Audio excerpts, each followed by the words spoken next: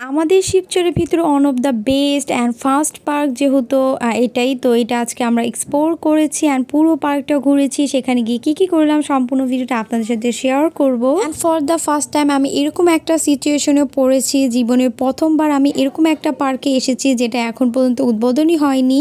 অর্ধেক কাজ কমপ্লিট হয়েছে অ্যান্ড আমরা ঘুরতে চলে এসেছি। আমাদের মতো শুধু আমরাও না, আমাদের মতো অনেকেই ঘুরতে এসেছি অ্যান্ড অনেক বেশি ক্রাউড, দেখতেই পাচ্ছ। কেমন লাগতেছে আমাদের শিবচরের ভিতরে এত সুন্দর পার্ক? ওয়াও, না আসলে বুঝতামই না। তো এটা আমার এক্সপেকটেশনের থেকে অনেক বেশি হাই লেভেল। তো ওই নাগরদোলাটা ওঠার আমার খুবই ইচ্ছা, তো দেখা যাক যাইতে পারি।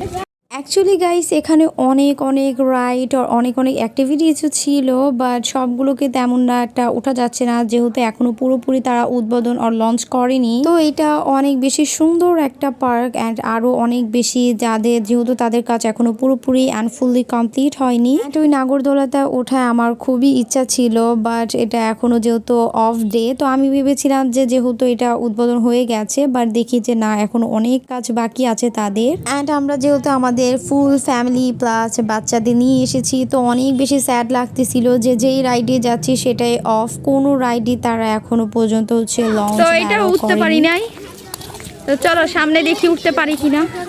ওই জায়গাটা অনেক বেশি সুন্দর, ধর আমি তোমাদের একটু দেখাচ্ছি। চারপাশটা দেখো অনেক সুন্দর। বাড়ি কোনটা? ওই দিকটা চলো, তো ওই দিকটা যাই, ওই দিকটা যাই, তো ওই দিকে ওই এরিয়াটাতে একটু যাই দেখি কেমন। স্পেসটা অনেক বড়, এই যে দেখো স্পেস অনেক বড়।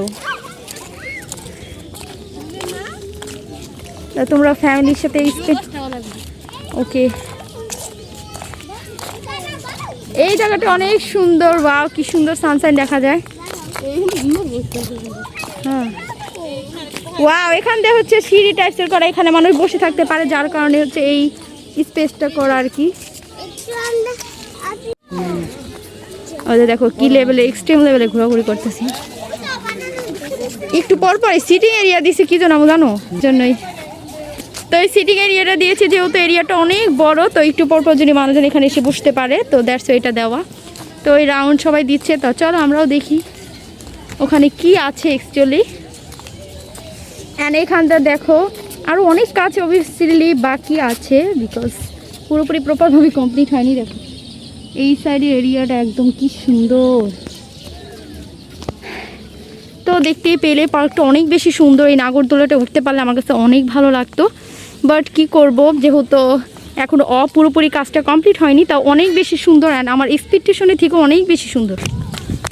অ্যান্ড পাশে এই ঢাকা জায়গাটা মেবি হবে হচ্ছে ভূতের বাড়ি, সামহাও এরকম কিছু একটা করবে। অ্যান্ড পাশে দেখতে পেলাম অনেক সুন্দর একটা দোলনা, এটা কি বলে আই ডোন্ট নো, বাট এটা কোনো অ্যাক্টিভিটিস করতে পারতেছি না যেহেতু পার্কটা নিউলি লঞ্চ হয়েছে।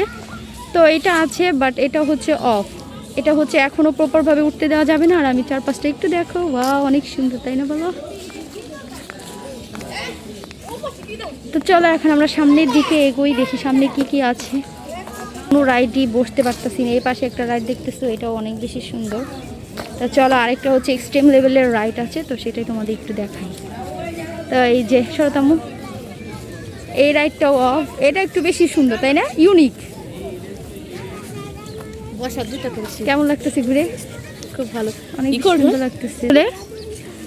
এটা কিসের পাও গাইস একটু দেখো, এটা হচ্ছে আর রং হবে। হ্যাঁ এক্স্যাক্টলি, রং তো অলমোস্ট হবেই। অনেক সুন্দর। ওই নাগরদোলাতে তো উঠতে পারলাম, আমি আশা করে এসেছি ওটাই উঠবো, বাট উঠতে তো পারলাম না। তো চলো আর যা আছে সেগুলো ঘুরে। আর দেখো অনেক ক্রাউড, এখনও হচ্ছে পুরোপুরি হচ্ছে প্রপারভাবে মানুষ, এটা এখনও উদ্বোধনই হয় নাই, বাট তাও দেখো কত মানুষ এসেছে।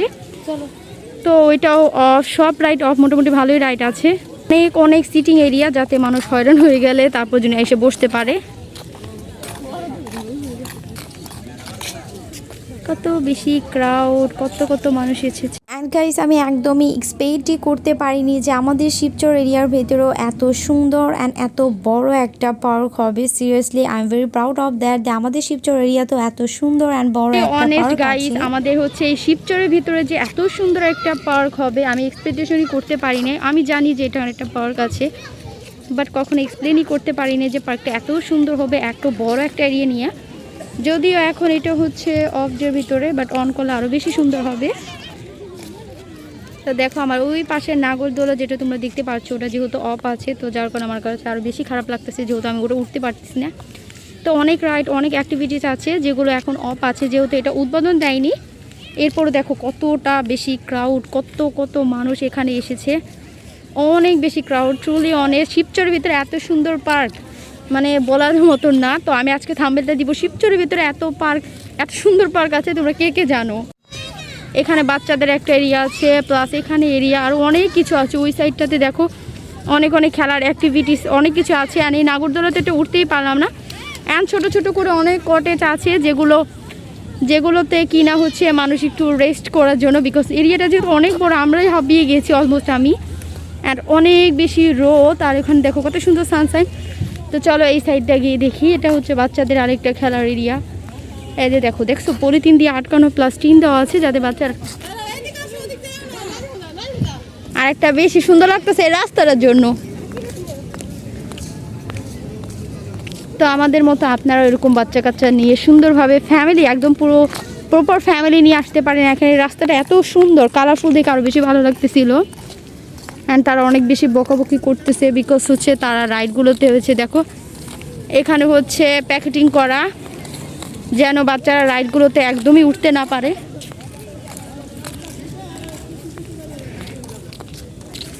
অ্যান্ড এখানে হচ্ছে দোলনা হবে, প্রপারভাবে কমপ্লিট হয়নি। আমাদের ঘোরাফেরা ডান, এখন আমরা চলে যাচ্ছি সবাই মিলে। তো চলো, অনেক বকাবকি করতেছে বিকজ হচ্ছে এটা এখনো অফ, বাট অনেক জোরাজোরি করে ঢুকেছি যেহেতু এন্ট্রি ফি নেই, তো যার কারণে হচ্ছে একটু বেশি তারা রাগারাগি করতেছিল যেহেতু এন্ট্রি ফি এখনো নেয় নাই, প্রপারভাবে হয়নি। দেখো অনেক সুন্দর, দেখো কত সুন্দর, এত বেশি চিল্লাপাল্লা করতেছে কি বলবো গাইস। যেহেতু তারা এন্ট্রি ফি নিচ্ছে না, তো আমি বললাম যে তাহলে এন্ট্রি ফি নেন না কেন। তো এন্ট্রি ফি নেয় না দেখে দেখো কত বকাবকি করতেছিল।